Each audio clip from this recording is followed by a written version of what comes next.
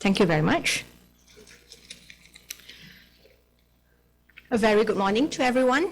Okay, Mr.Tom Roelens, the General Manager of Four Seasons Hotel Kuala Lumpur, the Supervisory Board, colleagues, PhD as well as Master's candidates. Are you guys ready? Okay, it is indeed a pleasure to welcome you this morning on the 16th Graduate Research Colloquium. The GRC is actually being organized by the faculty twice a year, where postgraduate students gather to present their research and to receive feedback from other researchers. As such, the GRC contributes to one's understanding for our faculty, master degree, as well as postgraduate, as it provides the opportunity to foster our research culture. The GRC is a true showcase for master's research, with 21 students scheduled to present their paper today from in the area of tourism heritage site to latest hospitality technology trends. For students, research bridges the gap between knowledge and experience and provide for career exploration and development. I am glad and honored to have Mr. Tom Roelens, the General Manager of Four Seasons Hotel Kuala Lumpur, Malaysia, to be giving his keynote speak on redefining luxury in the hotel industry. Without further ado, okay, best wishes to every presenter, and thank you very much.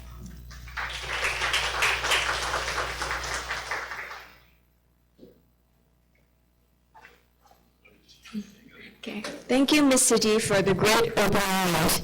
Moving right along, it is my pleasure to introduce our keynote speaker for today. We will be talking about redefining luxury in the hotel industry. He is a seasoned hospitality executive with over 25 years of experience in senior leadership roles, working with the best hotels worldwide throughout his career. For 18 years, he is the general manager of Four Seasons Hotel and is a senior adjunct lecturer at Taylor's University.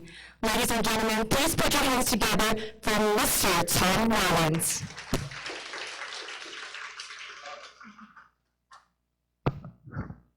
Thank you so much for the introduction.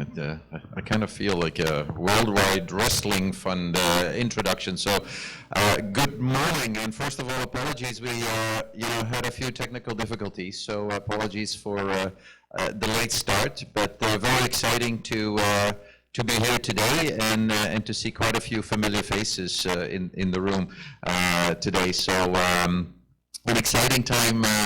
I think in the hotel industry in general, and very proud and excited to be here. I was asked to speak a little bit about what luxury means in the hotel industry and how it is evolving. And I think there's really never been a more exciting time in the hospitality industry. There's not a day that goes by that there's not another brand that comes up. Everybody claims to be in the luxury field and so forth. So as we look at what luxury means today in the hospitality industry, it's literally changing day by day, and we'll talk a little bit about that today.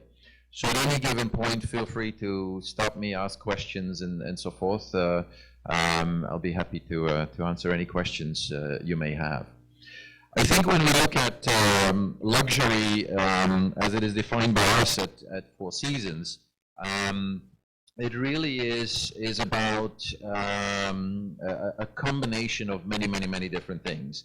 If you read there what Izzy Sharp, our founder, says, it's about the hard and dedicated work of one man who of our company who started with as an architect, and he got into the hotel business and built one hotel in the relatively bad part of Toronto, and at some point decided that as he was building the second and the third hotel, to get only in the very top end of the market.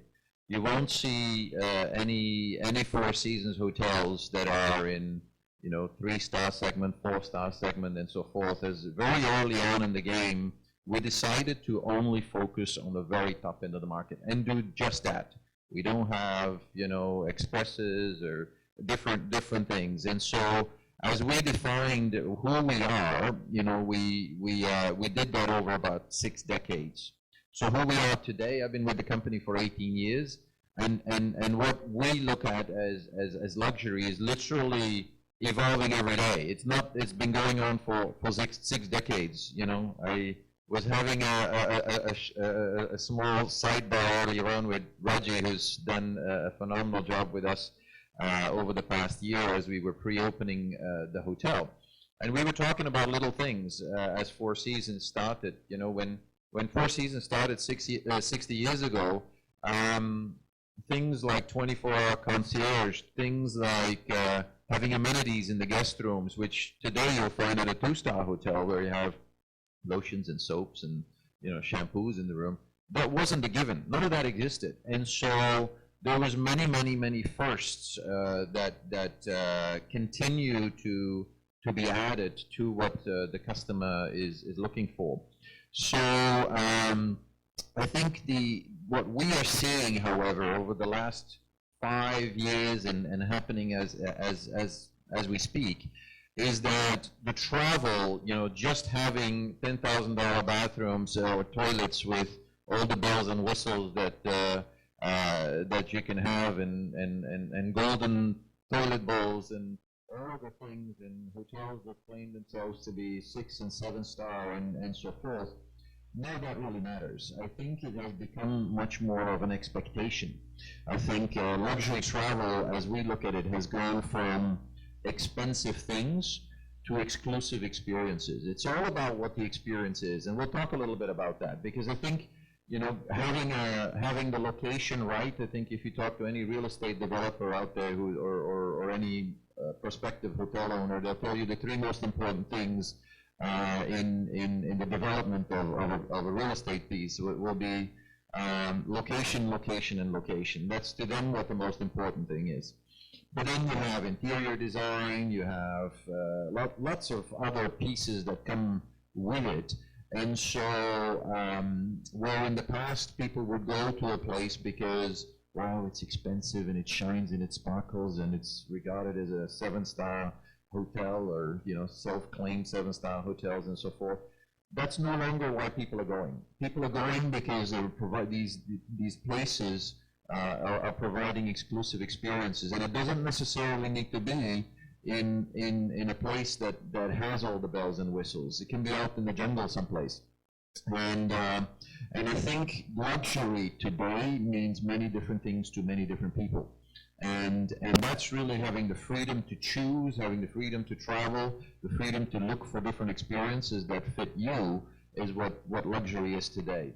And so it's for us as a brand that has, you know, evolved of just being in the very top end of the market.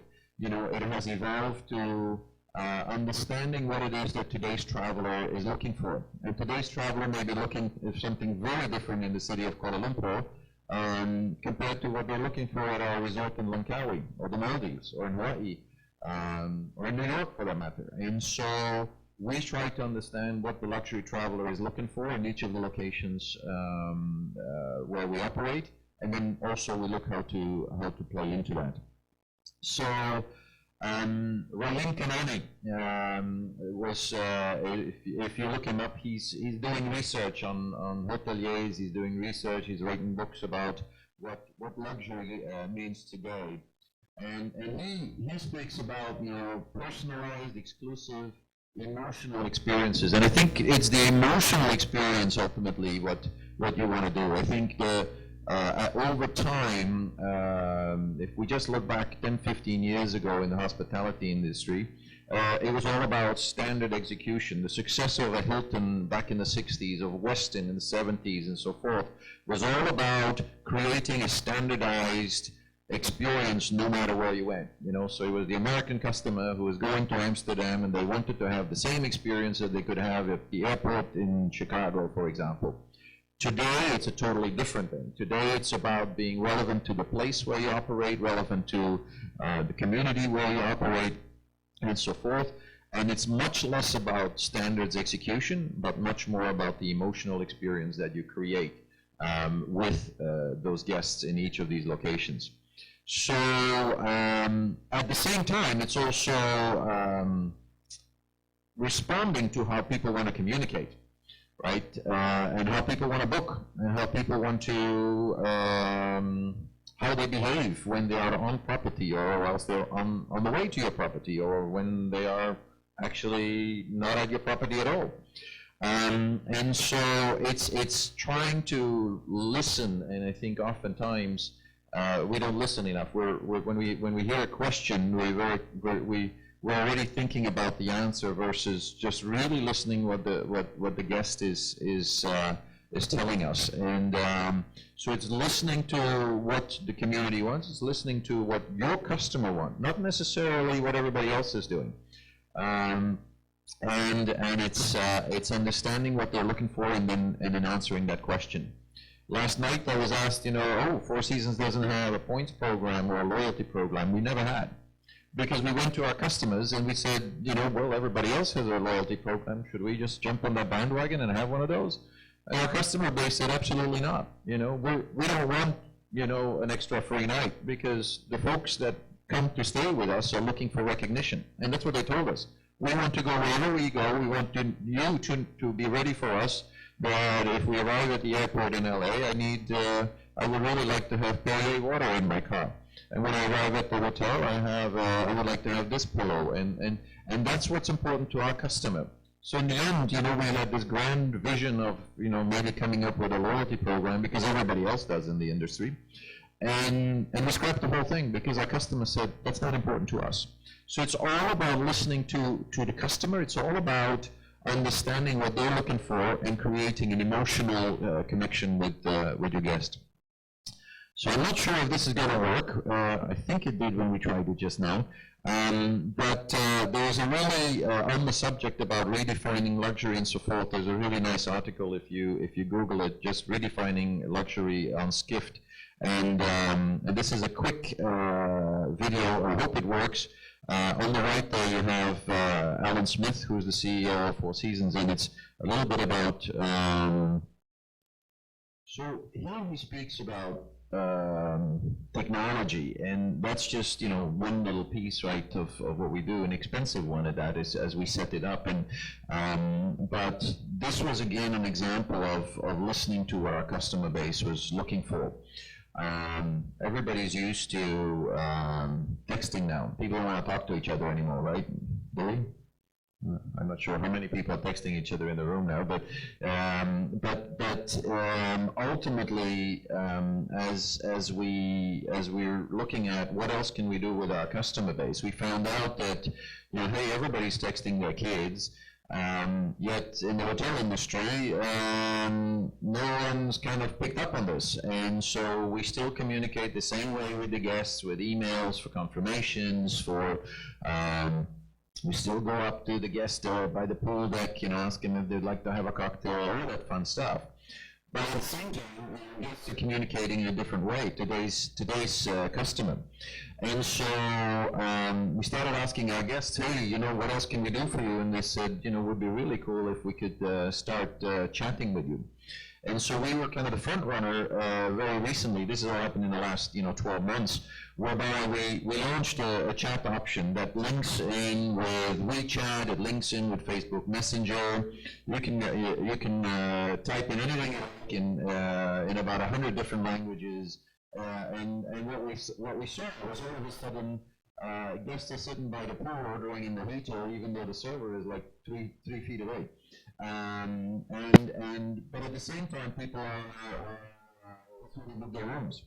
That's how we communicate with whilst they're on the way from the airport, whilst they have a question about booking a movie, booking movie tickets, or no matter what. It's all about, I think it's enabling and using technology to in that way that your customer is looking for. Not what we think in the hotel industry is important. It's all about identifying what it is that your customer is looking for. So what we've noticed as well is that the rich are getting richer. I think we've all heard that before. And so we identified that in the luxury segment there's really three kinds of people. One, the ultra high net worth, and they're just looking to the best of everything. They're the type of customer that are coming in and nothing less than the Royal Suite will do. Now, that's maybe 1% of of your business, but an important one, because whilst your Royal Suite may sell at a large multiple of selling any other guest room in the hotel, so you want to take care of them. But then there's the larger bulk of guests, right, who are the high net worth travelers, and so they don't necessarily always want to live in the luxury bubble. They may want to do that when they're traveling for business, because they are limited time scale and so forth, and they want to make sure that if they have meetings, if they travel, that the transportation is there, that everything is working, all of that. But then maybe on the weekends they are fine to go camping with the kids, right? And that's a little bit of a different customer, and that's, I think, the larger bulk of audiences that we are taking care of in more and more locations. And so, but then you also have the aspirational traveler, the one that, wow, it's a special occasion, it's grandma's birthday, let's go to this restaurant or what have you. And ultimately, the two last ones there, so the high net worth travelers and the aspirational ones, they're the ones that are driving lean luxury. They're looking for a luxury experience, but they may not necessarily be the one who's ready to spend $30,000 a night on a Royal Suite. And they know what they like. They also know what they don't like, and they also know that they like to have as many experiences as they possibly can. We see that a lot in China market, for example. They'll book just one night, right? They'll stand in your lobby, they'll make a reservation, they'll walk up to the front office and say, I got a booking. Their booking may not have replicated yet, through the booking online channel they just used, and so they may just stay one night because they want to have a different experience tomorrow night. And they'll try, and they'll stay for 7 days and in 7 different hotels and 7 different experiences. And so it's being ready for that and understanding what that audience is looking for. And that's very different than the guest who's saying, hey, I'll take the Royal Suite for 6 months. Thank you so much. And so it's understanding your customer and then playing into that. So that's very much what we see. Personalized journeys for us is what is the loyalty program. It's about personalization. It's about recognizing what your guests are looking for, and it's no matter what brand out there. It's about personalization. Look at Burberry. Burberry just 5-8 years ago. When they were, it was pretty classic look, you saw somebody running around over there with a Burberry jacket. You knew it was Burberry, it looked the same at all, it was all this cream color, with the same kind of look and touch and feel. Well, you go and look at Burberry today. You can personalize your own jacket, your own purse, you can know, would you like it in blue, would you like it in purple? What would you like? We'll make it for you. And so it's how, whilst they are keeping their brand very much alive and their signature is very much alive, it's what people have come to expect. And you look at that pink Burberry jacket, it's a Burberry, but at the same time they have an audience that wanted some change, that wanted to be a bit more fashionable and wanted to have if it was the ultra high net worth, they probably wanted something that was just designed for them and no one else had. And I think it's how brands are responding to personalization and how people they like the brand, but they want something a little unique. So in the case of Four Seasons, for example, we came up with a private jet. We heard, from our customers time and time again, they said, look, we love your brand, we love the destinations that where you are represented. But when we travel, there is a disconnect, because even when we fly first class, we get into a destination and there's going to be delays, there's a disconnect between air, transportation, and hotels. By the time we get to the hotel, we know we're taken care of. But the overall experience from the moment we leave our home till the moment we're back 3 weeks later isn't necessarily an overall experience that we like. And so our customers came to us, our guests came to us and said, this is kind of what we're experiencing. What are you going to do about it, Mr. Four Seasons? And so, so we said, well, what if we create kind of journeys for you? What if we create a 10-day or a 2-week journey for you, and let us take all of the hassles that you have with transportation when you get to a location, all of the things that you have issues with your flight. Let us take that away from you, and let us handle that. We're going to put you in the Four Seasons bubble, in the Four Seasons cocoon, and we're gonna kind of create something that you just have to show up and drink champagne. And that's so we started with we went to a company in Seattle, and they lease aircraft, and we went to them and said, we'd like to have one plane, like to have it fitted out, all first class seats, about 60 seats, and we're going to do around the world what Four Seasons program. What does that mean? That means that we come and pick you up at the limo at your home. We're getting you across to the private jet. There's from that moment onwards, you're going to go around the world, and you'll start in New York, and then from New York you're going to fly to Paris, and from Paris you're going to fly to Milan, and then from Milan you're going to go off to Hungary, and then from Hungary you're going to go to Mumbai, and then you're going to stop in Dubai at some point, and you're going to go on a 3-week journey with Four Seasons, and you're going to see not just the transportation, the hotel, the air is taken care of, but on top of that, you're going to, when you go to Italy, we're going to get you at a dinner, in the Vatican. Things that, we'll put you in Florence when we go there. We'll have a lunch under the David statue. Things that, if you were doing it by yourself, even as a Four Seasons guest, you would never be able to have access to these things. So it's getting access to experiences through the hotel provider. So all of a sudden we started, and we were kind of, do we really know what we're doing? We're kind of trying this out. Well, and it's not a cheap ticket. I think it's about $140,000 or so. I could be wrong for per person. And so we launched it. We didn't quite know what to expect. We tried it. We took a bit of a gamble. Sold out. Then we said, oh, this was easy. Let's do this again. Sold out. Then we said, maybe we do a trip around the Americas with Four Seasons. So we're going to go, we're going to start in San Francisco. We're going to go all the way down to Buenos Aires, going to come back through Bogota. We're going to go to Hawaii. We're going to do the whole trip. Sold out. Then we said, oh, maybe we do around Asia with Four Seasons. Sold out. Then we said, what about around Europe with Four Seasons? Sold out. So we did this for about a year or 2 years, and then we said, hey, this is a formula that works. So then we went back to the company that was leasing the aircraft and said, hey, this is working for us. Can we now fit out the entire plane? Because, whilst we were working with an aircraft that was very nice and first class and what have you, none of it was branded Four Seasons.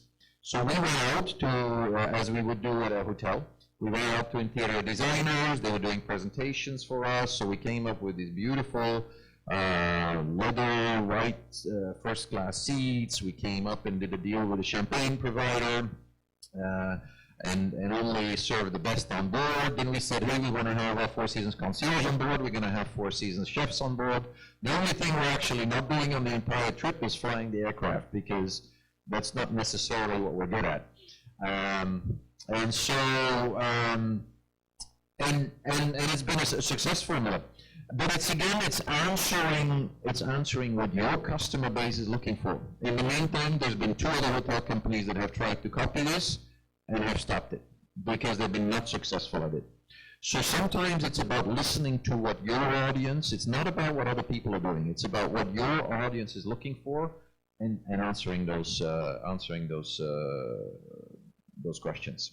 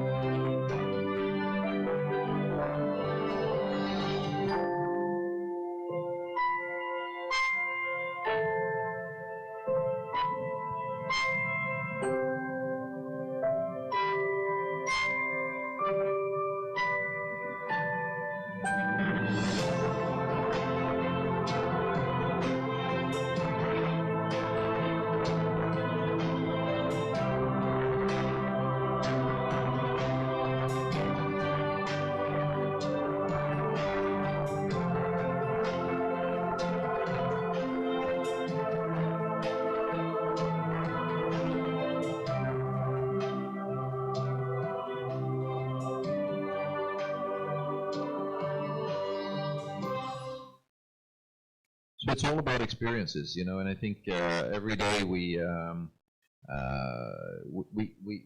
very hard on ourselves. It's identifying, it's, you know, okay, who are we, what are we providing, but also what else can we do for our guests? And it's kind of the ongoing question. It's connecting with your guests and answering their things. We spoke about access and access to things that are not accessible, and that's what we're really good at. And I think more and more people want to share things on social media, and doing things that no one else has ever done is more and more the norm. And so people are seeking access to people and places, ultimately to elevate their own social status, because once all of a sudden they've done something, now all of a sudden, ooh, did you see what so-and-so did? Well, we want to go do. You know, did you see so-and-so went on that Four Seasons jet? And, well, you know, we want to go onto the Four Seasons jet, and we're going to take all our friends. We're actually going to take the whole thing. We're not going to go just with the two of us. We're going to get 60 friends or family members, and we're going to go. And so ultimately, access to things that are not accessible is huge. It's getting tickets to and it's simple things, right? It's someone who, you know, there's no more tickets available for the Guns N' Roses concert. Well, we're gonna get you at in the heart of the house. We're actually gonna get you dinner with Axl Rose. Those are the things that people are looking at. Those are people that, you know, they're not just looking for what you can get anywhere else. It's about going above and beyond, and that's what people are looking for today. And we can be that vehicle to get people there. It's luxury beyond luxury. I think many hotel companies today are trying to top each other, right? And I think, you know, it's the toilet bowls are getting more expensive, and the beds are getting more expensive, and the bathrooms are seeing fancier marble and so forth. But ultimately, I think it comes down to the service and providing people the access to experiences, and ultimately that quest for exclusivity is only created through that. You can build a nice hotel. You can find a nice plot of land in a good location. You can find a great architect, a great interior designer. You can find great people. All of that. That's kind of a given in our industry today. But then it's all about providing experiences that people can't have anything else, anywhere else. And in order to be able to do that, you have to create a team that's hungry, not just to deliver, you know, 100% of the core and culture standards that the company stands for and deliver that every day, but look for what else can we do? What else can we do for this guest? Not necessarily for the next guest in the next room. Well, what can we do for this guest? What are they looking for? What is the purpose of their visit here? And how can we make this better? And ultimately, those brands that, if you want to stay on at the top end of the industry, that's for us what we strive to. If we want to be the next Four Seasons, you know, if we don't want to be the Kodak company that no longer exists, right? We have to continuously evolve and look for what else can we do for our customer. Now, here's the ugly Airbnb word, right? That many hoteliers are afraid of, and I think you know, sometimes even when I took the job here in KL, one of our owners reps was asking me, "What do you think about Airbnb?" I said, "That's a great thing." It's really, you know, most hoteliers, you know, look at it as a threat. But I think it's a different product as far as we're concerned. You know, that looking for experiences and so forth, in the early days at least of our Airbnb, wasn't there. You know, someone's going to give you the key to a nice villa or what have you, and then they kind of go away, and it may be serviced or not serviced. And, you know, and I think that entire listening to your customer component has kind of gone away. You're not necessarily been pampered by, you know, 300, 400, 500 people that are surrounding you every day and that are, you know, doing anything you need, right? But I think Airbnb, as we look at luxury today and how it evolves, they're very quick in getting in onto the game. So where initially you could just rent a room or an apartment or a villa or what have you, Airbnb is also very much now looking into the top end of the business, and they're looking at providing experiences, right? So my brother-in-law sent me a text last night. He said, "Hey, I just rented a villa in Chiang Mai. It comes with housekeeping services. There's a car there. There's a concierge service, and what have you." And I said, "Oh, send me the pictures." So he sent me the pictures of this thing. I mean, great product, right? And I think with service and with people that are there surrounding, you know, the family for the entire stay, and that are dedicated to you, not as part of a hotel complex where you have another 200, 400 guests running around. And I think so. I think as luxury evolves, and as you know, the question comes up about redefining luxury, I think it's a matter of understanding what the customer is looking for, and I think Airbnb has just done a phenomenal job at not just launching, you know, what they do with minimal investment at first, but they've done a phenomenal job now also listening to what else can we do, and they're listening to their customers, and their customers are looking for top-end experiences, and they're providing it, right? So they're very much moving into our field now, and it's something for us to be aware of, particularly as 80% of the new developments we have as a brand, for example, have a residential development as part of it. So here in KL, we have a 209 guest room hotel, which is relatively model or standard full Four Seasons, that in a city location we have about 200 rooms. But what's new for us is that we have 242 private homes upstairs. So if you bought this home as an investment, how about this? I got a Four Seasons address, right? And you know, I can rent out my unit. Wouldn't that be nice, right? So it's about us, you know, answering to that, and about how do we in this evolving world deal with that, and what's the customer looking for? So stay tuned. And thank you so much.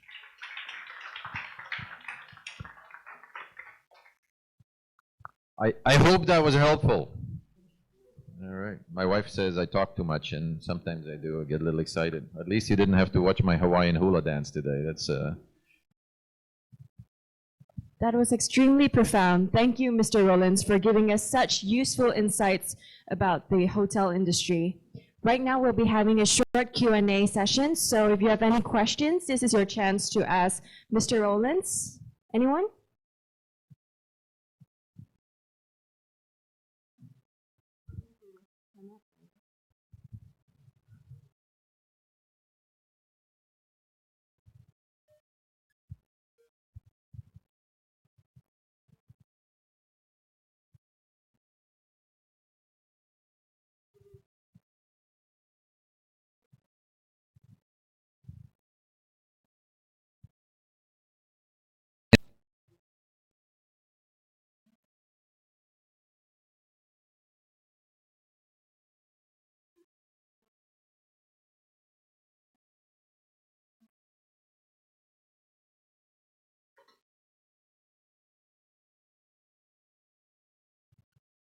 service.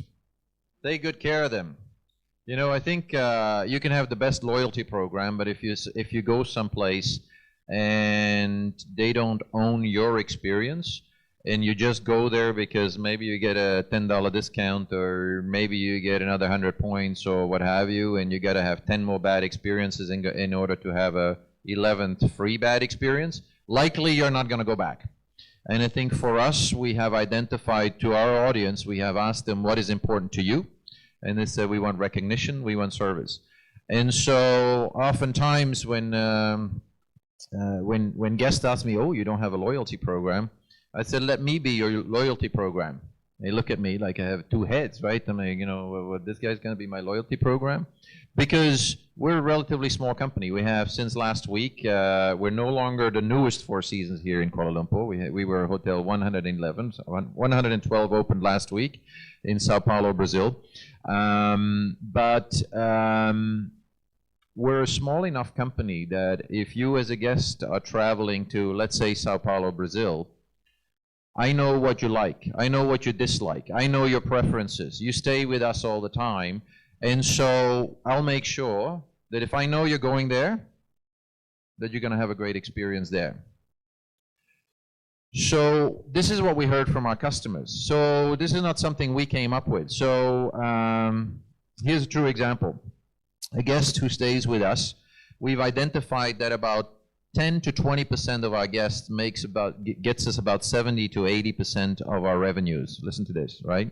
So these are guests. This is interesting, right? So these are guests that are with us all the time. They stay with us in different locations. And so we want to have them use us more, right? When they go, and if they haven't traditionally stayed with us in New York, but they stay with us always in Paris, we want them to stay with us in New York, right? So we have identified, again, by asking our customers, what's important to you? And they said, well, we want to have access, to you. So we said, sure, anyway, I'm here 24 hours a day. And so, true example, I'm sitting in Hawaii on my previous post. I was there for about 10 years. And so as you move around with the brand, we tend to have the longest tenure in the industry. We have the lowest turnover of personnel in the industry. And so that means we know our guests. They know us personally. So here's a call that comes in at an odd time of the day in Hawaii, and it's a guest they're on their vacation in Europe. Their 16-year-old son is stuck in Washington, D.C. I'm in Hawaii. So here you go, 3 time zones, right? 6 to 12-hour difference. And so it's snowing, there's all kinds of delays, the flight get canceled for their 16-year-old son in Washington, D.C. And they're worried because, the city's full. There's a big convention on with the delays and the thing. There's not a room to be had in the city. So they're like, Tom, can you help? Let me see. So there's not a room to be had. You can look any brand, everybody, so they're like, here's our 16-year-old kid sitting out in Washington, D.C. So I called the general manager of the hotel, and I said, look, I don't know what your booking situation there. I hear the city is full, but here's the situation. We got this issue. And he said, well, we got this one room the hotel is full. And he said, but we got this one room that we just did as a model room for our next renovation. No one's ever slept in it. But it's perfect. Maybe not all the plugs work and, and so forth, because we actually, haven't sleep tested that room, but I got the room available. So I called the parents back. I said, there's a limo on the way to the airport. Which terminal is your kid at? And, a half hour later, the kid checks into the brand new model room, and he's the first guest. We actually said the room's on us because no one's actually tested that room yet. So if the hot water is not hot enough, please apologize. But at the same time, the kid was taken care of. That is what our guest is looking for. They're not looking for 100 points in a free stay 10 more nights from now. So I think it's all about identifying what it is your customer is looking for and answering that question. Yeah. All right.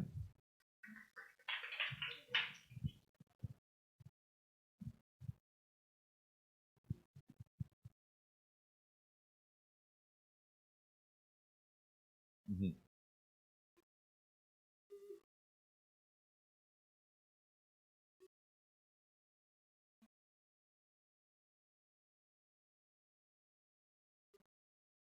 Mm-hmm.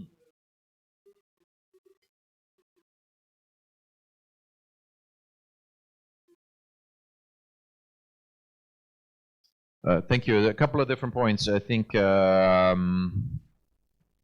first, I think turnover starts how you hire and how you treat people. Very simple.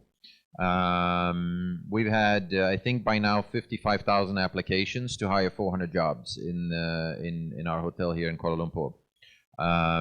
Hotels in Kuala Lumpur in the top end of the industry are running anywhere from 35 to 55% turnover, which means over a period of 2 to 3 years, you may change over the entire team. You cannot deliver great service if that's the numbers you're looking at. But that's what we see in the top end of the segment here in KL. So we went through a rigorous process in terms of hiring the right people and then treating them well. And also listening to what they have to say, and if something's not working, how do we fix that? So I think having the right people, treating them well, and treating your team right so that they treat the guest right, I think is crucial for us. But then I think otherwise, I think it's also about setting the expectation, right? Understanding what it is that your guests want and delivering that. And then if you can, going above and beyond that. But you can't do that in every interaction, given the thousands of interactions that happen every day in a hotel environment. But that's what I would say is what's important. Thank you. Good questions. All right.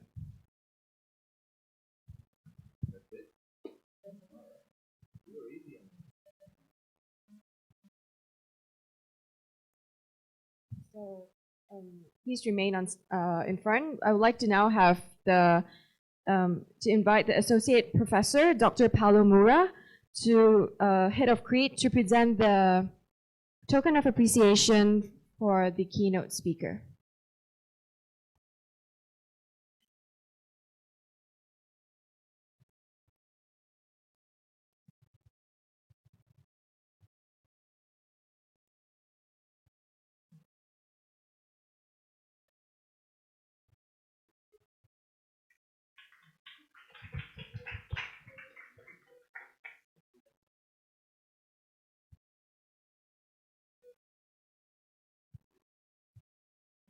Thank you so much, Mr. Roelens and Dr. Paulo. Well, ladies and gentlemen, that wraps up the first half of our morning session. Before proceeding to our tea break, I'd like to make a couple of announcements. So the first concurrent session will be held at Block D, Level G. It will start at 10:30 a.m. And if you have any inquiries, feel free to ask our ushers. They'll be there to assist you. Also, a note to the presenters, please pass your copy of presentation in pen drive form to me right after this, and also be there at your designated rooms 10 minutes before your session starts. Thank you for your cooperation.